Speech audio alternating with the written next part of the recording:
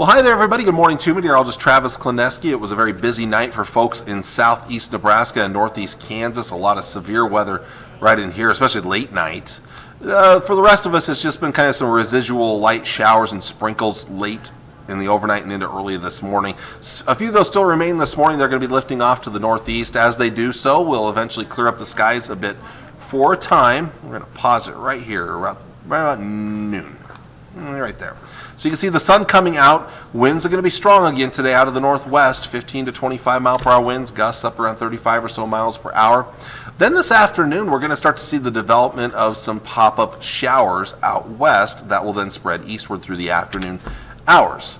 These will be very hit or miss. Some models are not as far east, or a little farther east, I should say. This one's more to the west here, but some do have more rain right in here as well. So we're going to go with the chance of some pop-up showers later this afternoon. I'd say 3 p.m. to 9 p.m. is kind of the time frame we'd be looking for. These will last through about 8 or 9 o'clock. They'll be kind of falling apart as the sun goes down. Winds will begin to die down tonight for most of us, although they might stay a little stronger in northwestern and northern areas here. But for many of us, skies will clear up overnight. It'll be a colder night out there for most of us. Then tomorrow we'll start off with some sun, but notice the clouds up north. These clouds will thicken up from north to south as colder air dives southward. Maybe some flurries or light snow across northern Nebraska. And look at the winds tomorrow. They will be worse. Some of the strongest winds that we'll see in the week ahead will be tomorrow. We could see some gusts up to over 40 miles per hour on your Friday. It's going to be a chilly, very blustery day. Not a nice day at all. Skies will then clear up a little bit Friday night to Saturday morning. Winds will die down somewhat, and that's going to lead to a colder night heading into Saturday morning. We've got a couple of very cold nights ahead of us here. But first, back to the wind threat. Tomorrow with the stronger winds, we do have a higher threat for fire danger. So in our north central Kansas counties and also for Furnace and Harlan County in Nebraska, a fire weather watch will be in place tomorrow afternoon from 1 p.m. until 9 p.m. So this will eventually become a red flag warning. It's not out of the question more counties will be added to this here. But just the continuation of the drought situation and the high fire threat on these windier, dry days out there. Let's hope some rain could be coming in our future. There is hope in the future, as I'll show you in just a bit.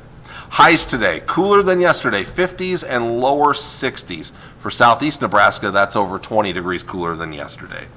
It's going to be windy as well, so it's not going to feel real pleasant because of that. Tonight, we drop back into the upper 20s and low to mid 30s for lows. It's back around the freezing point, but colder nights are ahead after that. Friday, your highs will be even cooler, especially up north where it will struggle to 40 degrees in some spots here in northern Nebraska. 40s, low 50s. I'm a little iffy on it getting this warm in the Tri-Cities, low or near 60 in northern Kansas. We'll see. Honestly, temperatures may actually drop a little bit later in the day as those clouds thicken up from the north. Tomorrow night, then, we will be quite cold, down into the 20s to near 30 degrees for overnight lows. Not much recovery Saturday. It's going to be another chilly day, mid to upper 40s, low to mid 50s for highs. Still pretty blustery, maybe not as windy as Friday, but still some brisk winds, 15 to 20 plus mile per hour winds, gusts that could get to 30 miles per hour or so on your Saturday. And that does include for the Husker spring game. Temperature in the in Lincoln area, upper 40s, lower 50s during the game. And the winds will be blowing out of the northwest. It'll probably be a partly cloudy to mostly sunny type day there in Lincoln. So will it be the worst weather ever? No, but it's not going to be ideal either. It's not going to be go out and sit in your shorts and t-shirt and tank tops and sandals and hang out and just watch some easygoing spring football. It's not going to be like that. You're going to be dealing with that wind, that strong northwest wind in Memorial Stadium on Saturday if you're going to the red-white spring game. Well, let's take a look at the long-term forecast. As like I said, there is good news down the road. It's good. It's a good and a bad thing, depending on your taste. But for so many of us, we are in a serious drought still. And, of course, we've seen all the fires around the area recently. So the long-range forecast, to me, in my opinion, is great news. No, we are not warming up anytime soon. In fact, I'm going to jump ahead of graphic real quick, and then we'll come back to that 7-day forecast. Look at the long range. The next 10 days, our temperatures are pretty much below average, 50s and low 60s over the next 10 days. That takes us to almost the end of the month of April. But there is rain down the road. Here it is right there. Again, we'll bring up that 7-day forecast.